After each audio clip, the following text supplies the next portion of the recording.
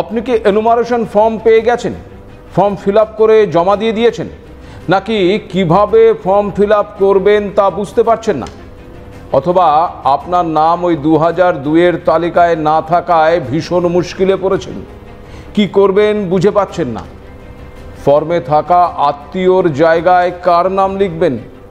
বাংলায় এসআইআর আবহে এখন এই বিষয়গুলোই আলোচনার কেন্দ্রবিন্দু হয়ে উঠেছে।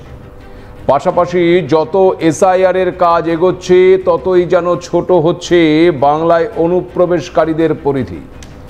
বাংলায় তাদের আর স্থান নেই বলেই কি ওই সীমান্ত পেরিয়ে বাংলাদেশে ফিরে যাচ্ছেন অনুপ্রবেশকারীরা। পাড়ায় এতদিন যাদের দেখতেন বাড়ি বাড়ি গিয়ে কাজ করতে, তাদের কি আর দেখতে পাচ্ছেন না?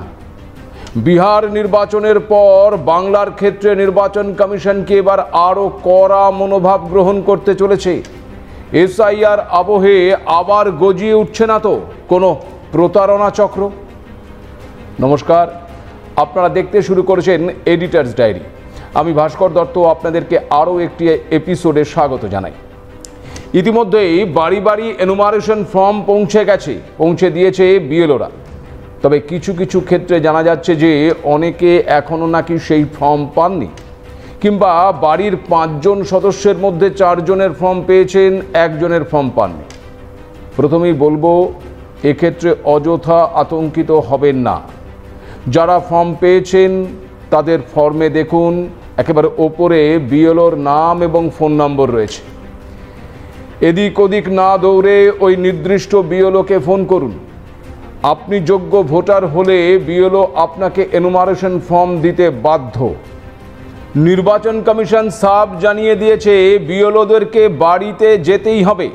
বিএলওরা গিয়ে ভোটারদের ছবি তুলবেন, এবং যদি ওই বিএলএ টুরা ফিল আপ করা এনুমারেশন ফর্ম নিয়েও আসেন, সেক্ষেত্রেও বিএলওদেরকে সশরীরে যেতেই হবে।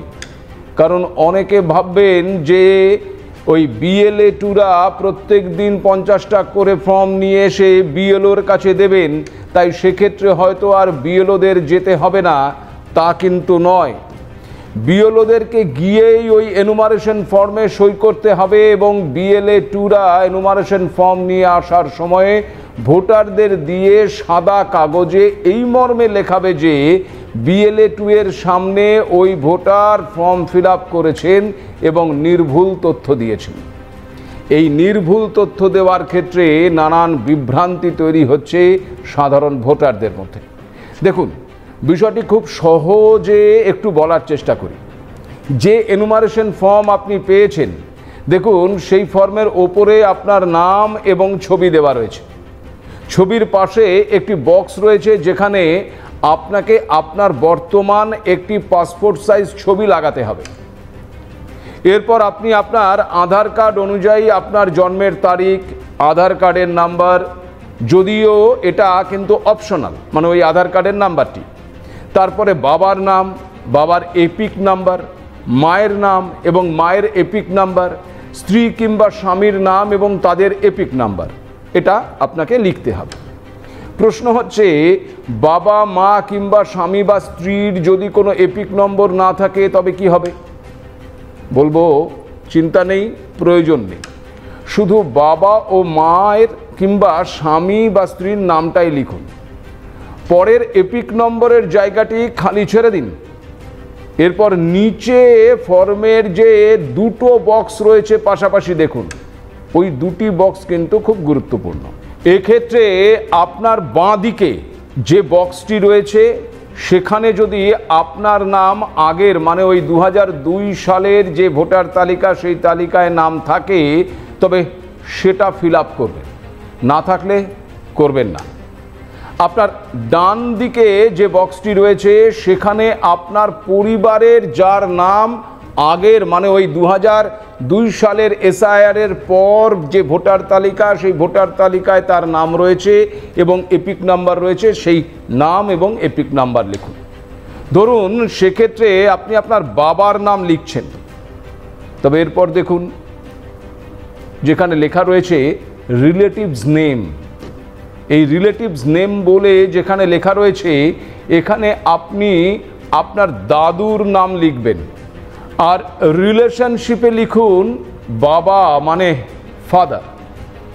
এরপর আগের এসআইআর এর পর ভোটার তালিকায় আপনার বাবার নাম যে জেলায় নথিভুক্ত ছিল সেই জেলার নাম, সেই রাজ্যের নাম এবং সেই বিধানসভার নামটা লিখতে হবে।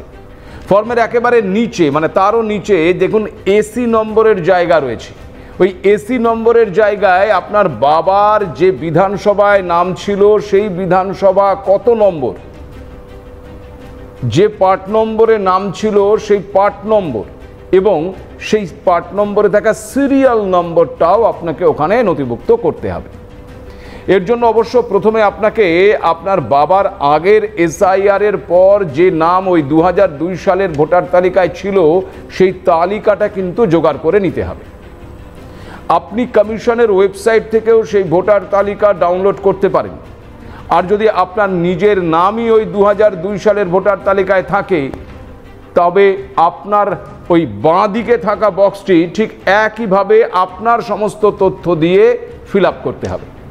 এক্ষেত্রে কোনো অসুবিধে হলে ফর্মের ওই ওপরে আগেও বললাম আপনার যে বিএলওর নাম এবং নম্বর রয়েছে তাকে ফোন করে তার সাহায্য নিতে পারেন। আবারও বলছি, কোনো ওই এনুমারেশন ফর্মে কোনো হাতি ঘোড়া কিচ্ছু নেই। এবার প্রশ্ন হচ্ছে যাদের 2002 সালের ভোটার তালিকায় নাম নেই তারা কি করবেন? যদি পুরনো তালিকায় আপনার বা আপনার পরিবারের কারো নাম না থাকে আমি বলবো তাতেও চিন্তার কোনো কারণ নেই। ডিসেম্বর মাসে প্রকাশিত খসড়া তালিকা প্রকাশের পর আপনি দাবি বা আপত্তি জানাতে পারবেন। যাদের নাম ওই খসড়া তালিকায় থাকবে না তাদের কাছে নির্বাচন কমিশন নোটিশ পাঠাবে। এরপর যোগ্যতার প্রমাণপত্র জমা দিয়ে নাম অন্তর্ভুক্ত করার অপশন কিন্তু আপনার কাছে আছে। সেক্ষেত্রে ওই 11টি নথির মধ্যে একটি নথি আপনাকে দিতে হবে। কিন্তু কেউ যদি ওই 11টি নথির মধ্যে কোনো নথি দেখাতে না পারে তবে কি হবে? দেখুন, যে 11টি নথির কথা কমিশন বলেছে সেই 11টি নথির মধ্যে যে কোনো একটি নথি যে ভারতীয় হবে তার কাছে অবশ্যই থাকবে, এ বিষয়ে কোনো সন্দেহ নেই।